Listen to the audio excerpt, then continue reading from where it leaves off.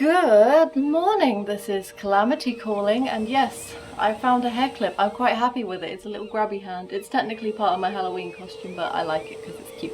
Anyway, today we are playing Outcast Lovers. So we find this refugee on the beach and we have to decide what to do with them. Problem being, people who are reported, or refugees who are reported, have a strange habit of going missing because of a far-right group. I forget what it was called, something like England First, you know, one of them kind of things. So we're going to decide what to do. Are you okay? You do not look okay. You look like you need a meal. No, don't go back into the water, don't do that. Swimming is very hard. Ooh, that's a wobbly walk if ever I saw one.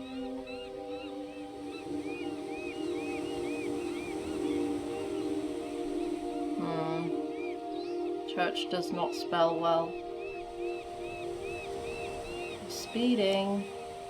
Shoot, did you hear about Liv's uncle?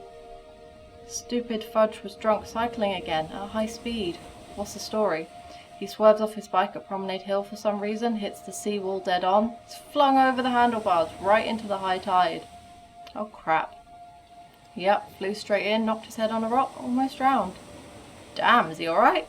He was. When he got to the hospital in the mainland, they checked his records. Turns out he was German. No visa. Doctors called immigration, but the EPG, that's the far-right body, got him first. Now he's gone. No. Hippocratic oath? More like hypocrite oath. Ola, look out! Crap! Thud. No spinal trauma, I think. Oh god, why was he on the road? Help me get him in the car!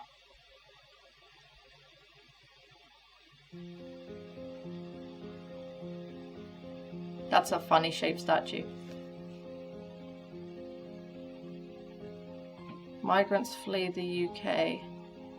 Oh yeah, one person is a political comic writer and the other person is an athlete or something, I think, but a retired one. Local hero doctor returns. I'm starving. Why hasn't anyone worked the fields? Beats me.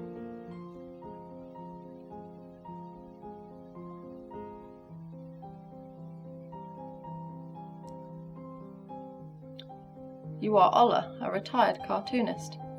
You watch the boy set down his knife and fork, the plate in front of him emptied. He draws his arms back inside the blanket given to him by Mary, your partner. He takes a few glances around your cluttered home, then seems to lose focus, staring idly forward, lost in thoughts. You feel terrible about hitting him with your car.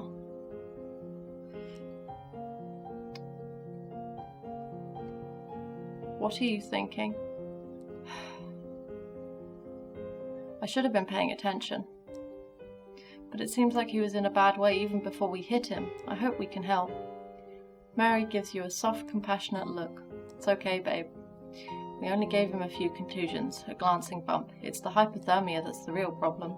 Well, that and the fact he might be concussed. Can confirm, concussions suck. They really hurt. That's true. He must have fallen out of one of the smugglers' boats. He's lucky I'm a doctor. Hypothermia is easy to miss. Kid, drink your tea. The boy doesn't respond. Ola, do something. The concussion. He's got to stay awake. He looks blankly at you. You lean towards him. Communicate with gestures, because if he doesn't speak the language, he doesn't know what sweets are. You point at the boy's mug, then pick up your own. Yours is empty, but you grab it with both hands and pantomime drinking from it. The boy is bemused as you glug away at thin air. What the hell are you doing? He's not an alien. He knows how drinking works. You put the mug down, smack your lips with satisfaction. Next you move the boy's mug closer to him, repeatedly pointing between his mouth and the mug. The boy smiles for the first time, amused by the ridiculous show before him. Well, at least I tried. Embarrassed, you turn back to Mary. You hear a slurp beside you. The boy is nonchalantly drinking his tea, which Mary finds quite comical. After a moment's pause, you decide to keep the light mood rolling. So picture this, you're in a bar, and in walks an EPG member, a politician, Oh my Christ, do not bring those racist children of unmarried parents up. We're already having enough of a hard time this evening. It's insane that they even have to factor in this crap. The English protection group are violent vigilantes, not an official national force. How are they tolerated? It makes no sense. No, I shouldn't. But immigration enforcement just allow it. They allow armed thugs to do their job for them. Then whatever leftover migrants the EPG passes them, they just take into custody. Half a job. And even then, I read the other day, they're just held in immigration enforcement facilities for God knows how long until they decide to deport them. Mary looks at the boy. If he went into his care now, he'd not come out until they deem him an adult, at which point they'd ship him off to wherever. How did it get to this? Mary falls quiet, having run out of steam. I'm just trying to tell a joke, man. Sheesh. Both laugh and the tension dissipates. You check on the boy. He seems oddly unfazed by Mary's diatribe. I'm sorry, love. Go on then. Tell your joke. Don't feel like it now. Come on, I'm sorry, please. Who's there? Who is out there with their light? Moments passed. Holla. Fine. Tell a different joke. What's the EPG's favourite Disney song? I just can't wait to be king. That's good, but no. Tell me. Put that thing back where it came from. Also help me. Geez, Ola. Dark. The kid's right there. You both giggle like much younger women, and surprisingly the boy is also laughing. That's it. Put the thing. You repeat the punchline, trying to keep the kid laughing. Does he understand? The boy's laughter fades away and yours follows. Do you understand us, little guy? Not if you understand. His gaze returns to his lap, unresponsive again. We're keeping him. I've decided. We will find a way to get him registered, and we will keep him, and we will give him a better life. And we will give him an education. And then maybe he'll pass the favour on to someone else. I dunno, he walked straight out of the ocean in the middle of the night, no English, a handful of European coins in his pocket, and nobody else is around. I'm pretty sure we're right to avoid the hospital, and the EPG. Yes, but we should take him to the police. It's not as if the kid's going to press charges for the fender bender. You and me are all clear. The facilities aren't so bad. They keep him safe from the EPG once he's in the system. For now, he'd be there a long while, and who knows what nut job we'll have in office next. Well, yeah, assuming nothing too drastic changes. He'd be safe, though. Behind bars. This isn't like you, Mary. Where's the woman who thinks doctors who ring immigration are hypocrites? Oh. Ola gestures around the room. You might like to stay here. The boy shrinks a little as you both eye him. Ola, be serious, we don't know crap about kids. We made that choice 20 years ago. It's not like we can ask him, and we need to decide this as soon as possible before we're guilty of hiding a migrant. He's in constant data from EPG here. It's not like we get visitors. We live in the furthest end of nowhere, and we're already outcasts. This is a huge commitment you're talking about. There's a system in place for people like him to be looked after, fed, protected. Listen to yourself. The system? The system would have him a fluorescent lit prison with 50 other kids for years. Ola, this is a child. It's years of our life. A total overhaul of our day-to-day. We're getting old. But he'd be with real people, not social workers. Have a family, even if not his own. Or at least stay free in case his real one shows up. In constant danger of being discovered and going to that fluorescent lit room anyway, or worse, but with the two of us now in jail. You look at the boy. He looks small and a little fearful. Your raised voices seem to put him on edge.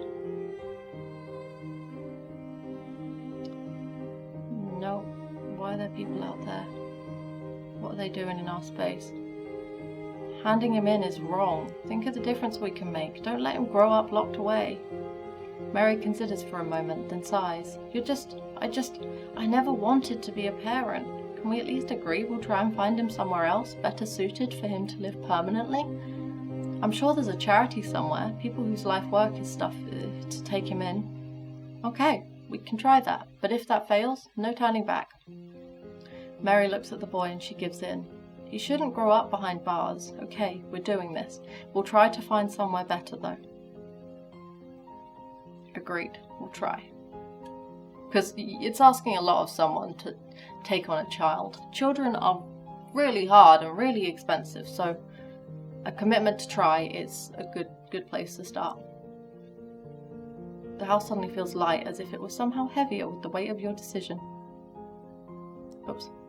The boy lets out a whimper. His hands go to his temples. You lean towards him. What's wrong, little guy? Did you hear? You're gonna stay here. He raises his chin. He has his eyes closed and his face looks pained, as if he might start crying. He rubs at his head. I think he has a headache. The concussion? Don't let him go to sleep. Time for some bedtime music. Oh God, I suppose he has to get used to it sooner or later. You love it. I absolutely do not.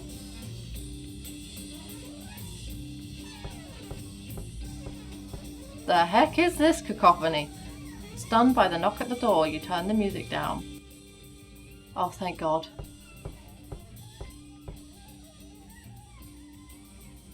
A voice comes through the door. Open up, this is immigration enforcement. We're searching the area and we'd like to speak to you. Mary, crap, how did they get here so fast? We gotta hide him. Open up! Go, go, go. Where? The utility room. Out. Back door, maybe? Run down the dunes? What if they sent someone around the back? Just go! No, I didn't want to press that. I wanted to hide him in the utility room. You stand and walk to the door as Mary bundles the boy in her arms and runs out the back door. 1 second, officer! You take a moment to still yourself, tell yourself you're doing the right thing. You exhale, then open the door to see 3 men in black uniforms. Good evening, officer. Did you say something about illegals? The officers enter the property. No. No, they do not just enter the property. Without a warrant, they are not allowed on private property. This is mine. They can stay out the front door. And until they've addressed with me exactly what it is that they need to come onto my property for with a warrant, they're staying outside, because I don't trust them. They're polite. They ask you if you've seen anything unusual, what rumours you've heard about smuggling in the area. When all's done, they walk back up the path to the main road. You hear the slam in the van doors. Once you're sure they're gone, you fetch Mary and the boy comes from the dunes. The outside world does not hear of the boy again for 6 years.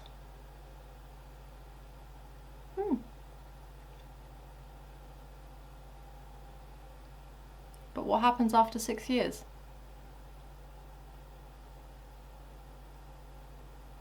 But yeah, I think I made the right decision. I gave this boy a chance at a new life. And I'm still not happy with the fact that those police came into my home without a warrant, because that's illegal. And more people should know their rights. But anyway, have a look, have a go, see if you get a similar ending, same ending, or see how you'd respond to it. But yeah, I hope you have a very lovely day, and most importantly of all, you do you.